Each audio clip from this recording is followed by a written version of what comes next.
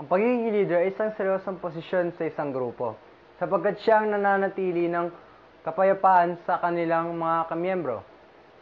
Siya rin ang nangunguna sa lahat ng mga gawain sapagkat siya ay nagdedesisyon para sa kinabubuti ng mga miyembro niya.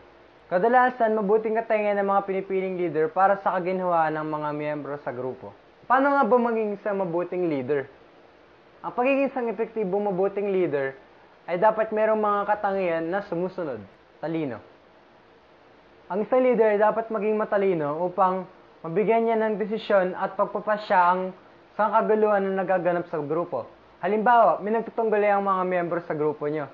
Yung leader na yon, maaari siyang magbigay ng desisyon kung sino nga ba may sala o sino ba yung dapat yung nasa tama. Ang isa pang katangian na dapat tagayin ng leader ay ang tapang at lakas ng loob. Kung wala ito sa leader, siguradong mahina ang grupo nila at walang katatag-tatagan.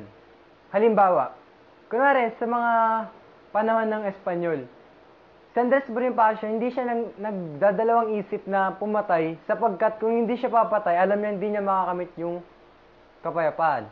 Maliban dun sa pagdadalawang isip, isa na rin tong katangian ng leader na pagiging matatag at malakas silang humarap sa mga dumadaang pagsubok sa grupo nila. At kung matatag yung loob ng leader, siguradong matatag din yung loob ng mga miyembro niya sa grupo.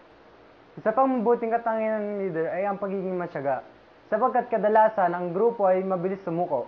Kung matyaga ang leader, since modelo siya ng isang grupo, malamang yung mga miyembro niya ay magiging matyaga rin. Ang pagiging leader ay isang napakagandang karanasan sapagkat hindi lamang niya natututunang mamuno sa mga miyembro, kundi pati na rin ang natututunan niyang mapa-enhance yung kakayahan niyang may pag-usap sa mga kanyang kapwa.